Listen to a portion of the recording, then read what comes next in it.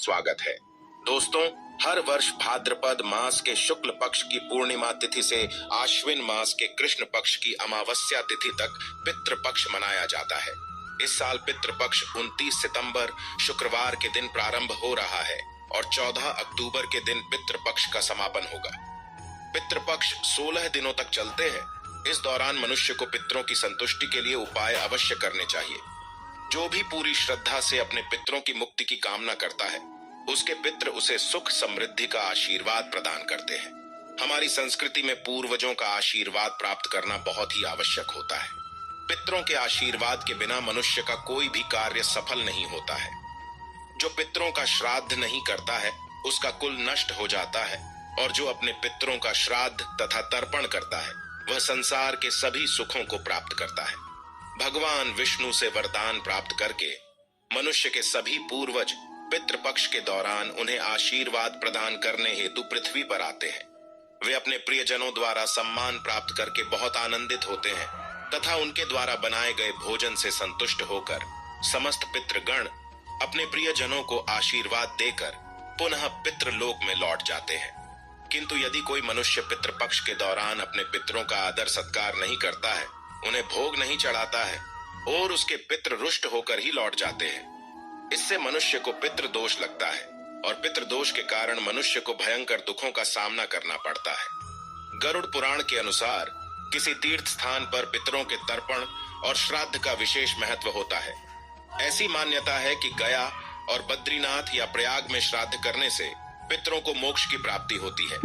इसके अलावा जिन लोगों को विशेष स्थान पर श्राद्ध करना संभव नहीं है, वह घर के किसी भी पवित्र स्थान पर कर सकते हैं। लेकिन ध्यान रहे, पितरों का श्राद्ध शाम के समय अथवा रात्रि के समय कभी नहीं करना चाहिए। पितरों का आवाहन और पूजा केवल दिन में करनी चाहिए। रात्रि में आवाहन करने में नकारात्मक शक्तियां घर में प्रवेश कर सकती हैं, अथवा जो पितृ प्रेत योनि में होते हैं वे घर में प्रवेश कर सकते हैं, जिससे घर में दुर्घटनाएं होने लगती हैं। दोस्तों, अगर आप इस चैनल पर नए हैं तो इसे सब्सक्राइब जरूर करें, कमेंट में जय श्री कृष्ण अवश्य लिखें, साथ ही वीडियो को लाइक जरूर करें। आइए जान लेते हैं, गरुड़ पुराण के अनुसार मनुष्य को अपने पितरों को प्रसन्न करने के लिए कौन से महत्वपूर्ण उपाय करने चाहिए। सबसे पहला उपाय, पितृपक्ष के दिनों में लोग मृत आत्माओं का आवाहन करते हैं, जिस कारण से पितरों के साथ अन्य प्रेत आत्माएं भी घर में प्रवेश करने का प्रयास करती है। ये प्रेत आत्माएं घर में भयंकर शोक की स्थिति निर्माण कर सकती है। इसीलिए पितृपक्ष में अपने घर के मुख्य द्वार के सामने जल का छिड़काव करें। इससे पितृगण अत्यंत संतुष्ट होते हैं और नकारात्मक शक्तियां घर में प्रवेश नहीं कर पाएंगी। दूसरा उपाय, पितृपक्ष में पितरों की संतुष्टि के लिए भोजन बनाया जाता है, लेकिन कुछ लोग इस भोजन को केवल पितरों की तस्वीर के सामने रख देते हैं।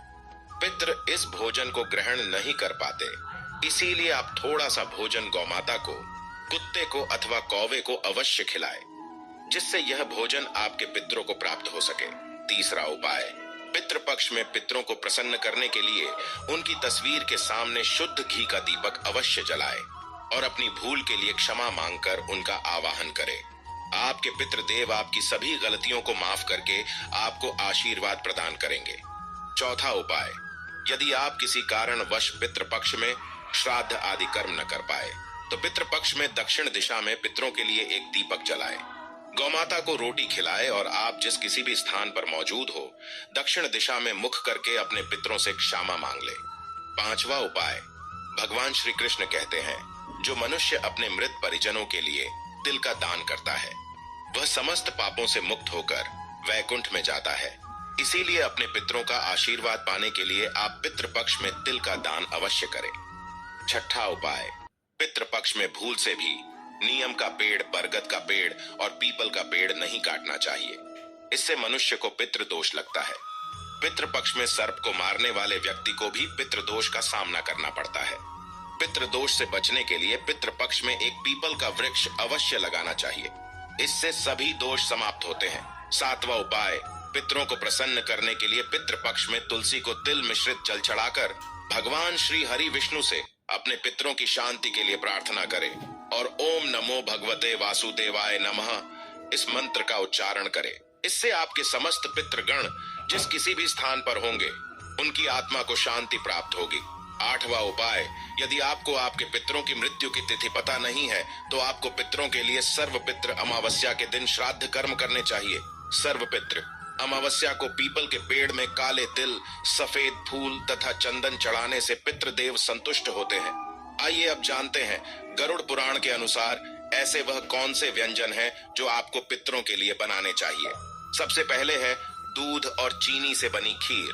पितरों के लिए अगर आप बहुत सारे व्यंजन ना बना पाए या आपकी परिस्थिति इस अनुकूल ना हो तो पितरों की तृप्ति के लिए आपको दूध और चीनी से बनी खीर अवश्य बनानी चाहिए, जिसमें सूखे मेवे डालकर पितरों को भोग चढ़ाएं। इस व्यंजन से उन्हें सबसे ज्यादा आनंद मिलता है और वे प्रसन्न होकर ही आपके द्वार से लौटते हैं। दूसरी चीज है कद्दू की सब्जी। गरुड़ पुराण के अनुसार कद्दू की सब्जी पितरों को अधिक प्रिय होती है। कद्दू को सात्विक व्यंजन माना जाता है जो श्राद्ध और प्रसाद में अक्सर परोसा जाता है। अगर आप भी श्राद्ध का भोजन बना रहे हैं तो कद्दू की सब्जी अवश्य बनाएं और पितरों का आवाहन करते हुए उन्हें अर्पण करें। तीसरी चीज है शुद्ध घी की रोटी। पितृपक्ष में पितरों के लिए शुद्ध घी से बनी रोटी अवश्य बनाएं और पितरों को याद करते हुए एक रोटी कौवे को और 2 छोटी रोटियां बनाकर गाय और कुत्ते को खिलाएं। इससे आपके पितृगण जिस भी रूप में धरती पर उपस्थित होंगे वे तृप्त होकर आपको अवश्य आशीर्वाद देंगे। चौथी चीज है पीली मूंग दाल और सफेद उड़द दाल। इन 2 दालों का उल्लेख गरुड़ पुराण में खास तौर पर किया गया है, जिसमें इन 2 दालों से बनने वाले व्यंजन चाहे वो मीठे हो या नमकीन अवश्य ही पितरों के लिए बनाने चाहिए। अगर आप उनकी श्राद्ध तिथि पर इस व्यंजन को बनाते हैं तो आपके पितृ गण अत्यंत संतुष्ट होंगे। इसके अलावा गेहूं से बनी पूरी, मीठी गुड़ की रोटी, मीठे केसर वाले चावल, काले चने और बेसन से बनी चीजें भी पितरों के लिए बनाई जाए तो पितृ प्रसन्न होकर उन्हें ग्रहण करते हैं। आइए अब जानते हैं भोजन कैसे बनाना चाहिए। जैसे हम ईश्वर का भोग बनाते समय उस भोजन को नहीं छकते अथवा उसे झूठा नहीं करते हैं, ठीक उसी प्रकार से हमें पितरों का भोजन भी उन्हें अर्पण करने से पहले झूठा नहीं करना चाहिए। भोजन बनाने से पहले आपको पूरी तरह से शुद्ध होना चाहिए। बिना स्नान किए आपको पितरों का भोजन नहीं बनाना चाहिए और जो स्त्री मासिक धर्म में हो उस वक्त भी उन्हें पितरों के भोजन को नहीं बनाना चाहिए। ऐसा भोजन पितृ स्वीकार नहीं करते हैं। पितृ भोजन बनाने से पहले रसोई घर को गंगा जल से स्वच्छ कर लेना चाहिए और यदि गंगा जल ना हो तो साधारण जल छिड़क कर पहले स्वच्छ कर लेना चाहिए। उसके बाद ही भोजन बनाना चाहिए। भोजन बनाने से पूर्व इस मंत्र का जाप अवश्य करें, ओम पितृ देवाय नमः। आइए अब जानते हैं पितरों को किस प्रकार का भोजन नहीं चढ़ाना चाहिए। सबसे पहली बात, कई लोग मानते हैं कि उनके पितरों को मांसाहार भोजन पसंद था तो उन्हें पितृ श्राद्ध पर मांसाहार बनाकर खिलाना चाहिए, किंतु ऐसा करना अनिष्ट कारक हो सकता है। जब आपके पूर्वज पितृ लोक में प्रवेश करते हैं तो उनका भोजन सात्विक बन जाता है। इसीलिए पितरों के लिए केवल सात्विक भोजन ही बनाएं। तामसिक व्यंजन जैसे प्याज, अदरक और लहसुन आदि का प्रयोग भी श्राद्ध भोजन में नहीं करना चाहिए।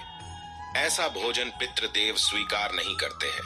पितृ पक्ष के दौरान कभी किसी बुजुर्ग का अपमान नहीं करना चाहिए। इससे हमारे पितृ रूठ जाते हैं और हम उनके आशीर्वाद से वंचित रह जाते हैं। पितृ पक्ष में अपने बड़े बुजुर्गों को सम्मान देना चाहिए, उनके हाथों से दान धर्म करना चाहिए। ऐसा करने पर मनुष्य को श्रेष्ठ फलों की प्राप्ति होती है। तो इस प्रकार से अपने पितरों की पूजा करके आप उनका आशीर्वाद प्राप्त कर सकते हैं। उम्मीद है आपको यह जानकारी अच्छी लगी होगी। वीडियो को लाइक जरूर करें और कमेंट में जय पितृदेव और जय श्री कृष्ण अवश्य लिखें। साथ ही